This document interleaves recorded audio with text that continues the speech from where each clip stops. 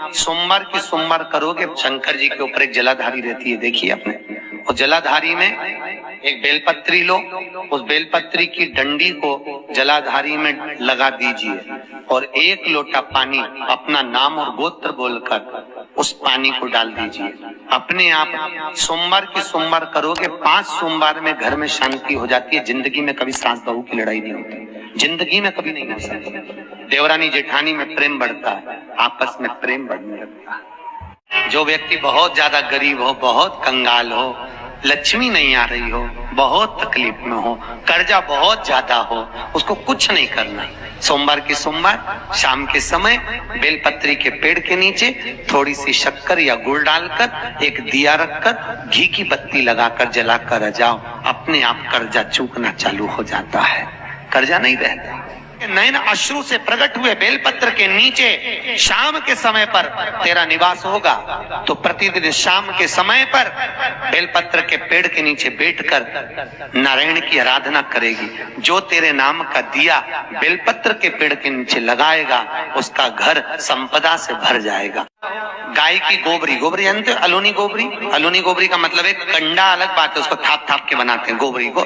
एक होती है गाय ने पोटा करा, पोटा करा वो सूख गया, ऐसे किसी सूखा सुखाया पोटा लेकर आओ, उसको कंडे को जलाओ, जलाकर उसकी राख तैयार करो। राख को सफेद रुमाल में रखकर सोमवार के दिन बिना किसी से बोले शंकर जी के मंदिर में जाकर उस राख को, उस भस्मी को शिव को समर्पित करो। चढ़ाने के बाद उस भस्मी को वापिस उतार लो। उतार कर जब हम स्नान करें, 5 दिन लगातार उस भस्मी को पानी में डालकर स्नान करना चालू कर दो, चर्म का सारा रोग समाप्त हो जाता है, डॉक्टर की जरूरत ही नहीं पड़ती। जिसके घर में लक्ष्मी की कमी आती है, संपदा अगर कम होती चली जाती है, पैसा घर में नहीं टिकता, कर्जा बढ़ते चले जा रहा है, तो 4 बत्ती का दिया, चौमुखी दिया आटे का बेलपत्री के पेड़ के नीचे सोमवार की सोमवार शाम को लगाना चालू कर दो।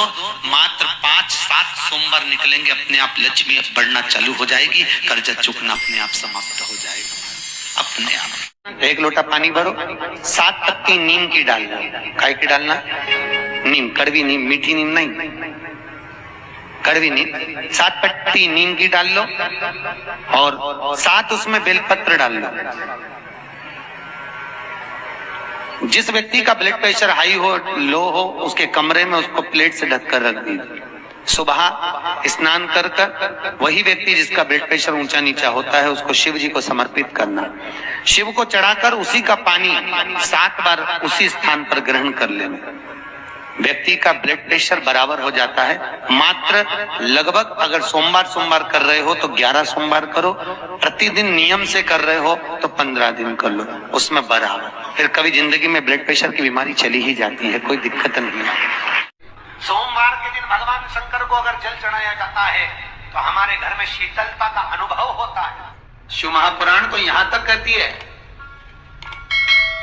कि आपका कोई काम अटक रहा है, कोई काम नहीं हो रहा, बहुत परेशान हो गए, बहुत थक गए उस काम के लिए, सबके हाथ भी जोड़ लिए, सबके पास होकर आ गए, पर वो काम बढ़ ही नहीं रहा, तो निवेदन करते हैं घी के दिए में काली तिल डालकर सोमवार के दिन शंकर जी के मंदिर के सामने तुम रुका जी का नाम लेकर दिया लगाकर, जिस काम को तुमने दुनिया के आगे कहकर देख लिया, कर देख लिया, नहीं हुआ, उस कार्य को एक बार दिया लगाकर निवेदन कर फिर जाकर देखना, काम आगे बढ़कर ही रहेगा।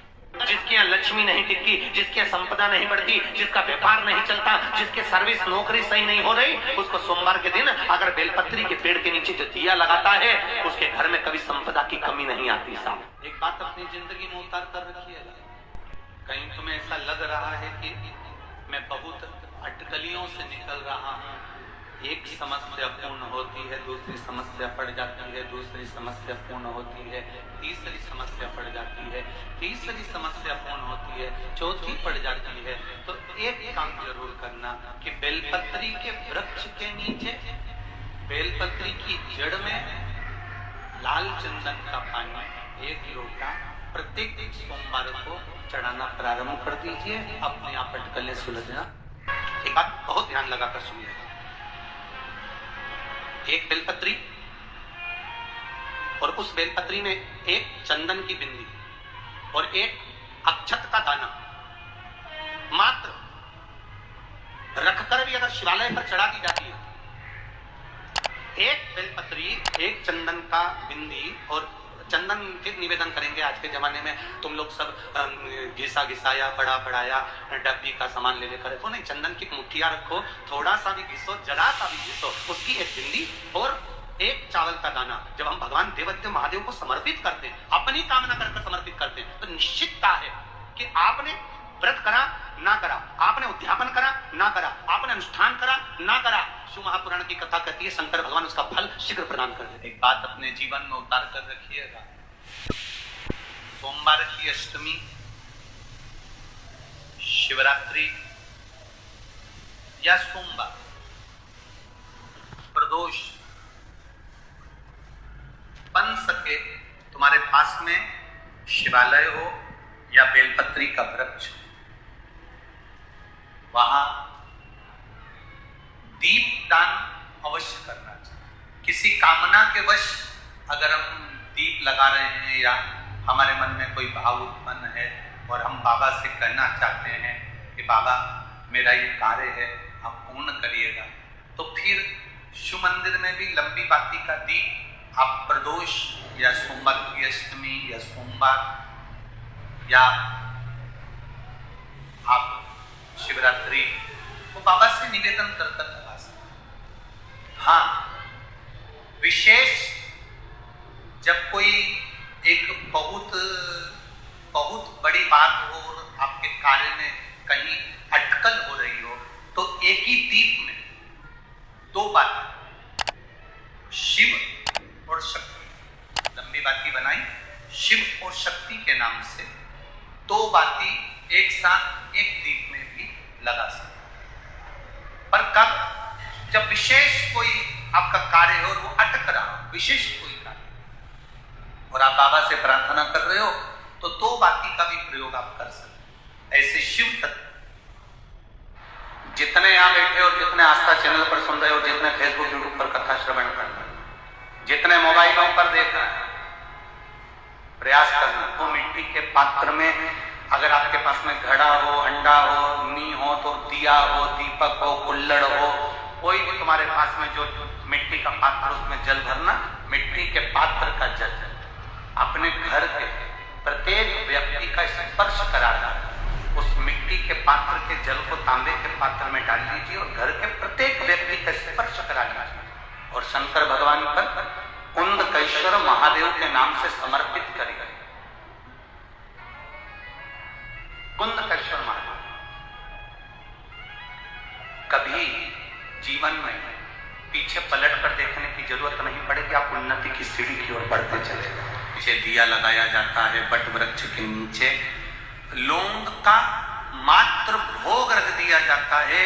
लौंग मात्र, अगर बट वृक्ष के नीचे दिया लगाकर एक लौंग का जल या लौंग भगवान बटकेश्वर महादेव के नाम से भी अगर शिव को समर्पित करी है, तो ये निश्चित है कि कर्जा कितना भी भारी होगा, वो कर्जा चूकेगा जरूर, और कहीं ना कहीं से लक्ष्मी की व्यवस्था देवादिदेव महादेव करेंगे। एक जिस व्यक्ति पर कर्जा बहुत ज्यादा मात्रा में हो जाता है और कर्जा चूकता नहीं है, आप बहुत प्रयास कर लिए, करोड़ों रुपए का कर्जा हो गया, यहाँ से लिया वहां दिया, वहां से उठाया वहां दिया, वहां से उठाया वहां दिया, तो निवेदन है कभी मौका लगे कर्जा मुक्ति के लिए सारे वृक्षों में अगर कोई श्रेष्ठ वृक्ष माना गया है, तो वो बट का वृक्ष माना गया महाराज। इसलिए प्रशासनिक कार्य के लिए, मानसिक टेंशन में, परेशानियों में बटकेश्वर महादेव का स्मरण किया जाए।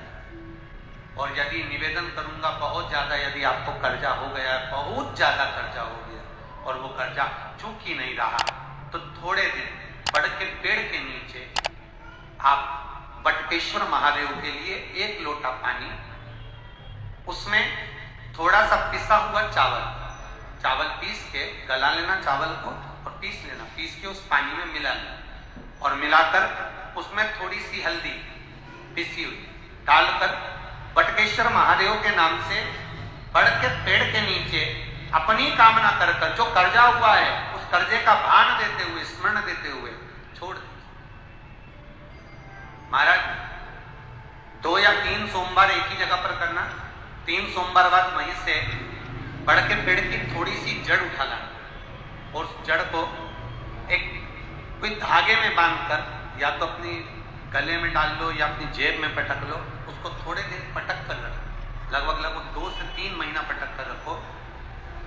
वो जड़ जैसे बढ़ता पेड़ विस्तार होता है, पानी गिरे ना गिरे, जल वृष्टि हो ना हो, गर्मी पड़े ना पड़े, उसको कोई फर्क नहीं पड़ता, बढ़ता वृक्ष आप रूप फैलता जाता, उसकी जड़ें अपने आप प्रबल होती। उसी तरह ये बटकेश्वर महादेव कहीं से भी अगर जड़ आपके पास में रखी है 1 महीना 2 महीना 3 महीना तक, तो ये जड़ अपने आप लक्ष्मी को पकड़कर खींच कर लाती है और कर्जे से मुक्त कर देती है। बटकेश्वर महादेव का स्मरण सुख का देना। किसी कामना के वश अगर हम दीप लगा रहे हैं या हमारे मन में कोई भाव उत्पन्न है और हम बाबा से कहना चाहते हैं कि बाबा मेरा ये कार्य है आप पूर्ण करिएगा, तो फिर शिव मंदिर में भी लंबी बाती का दीप आप प्रदोष या सोमवार की अष्टमी या सोमवार या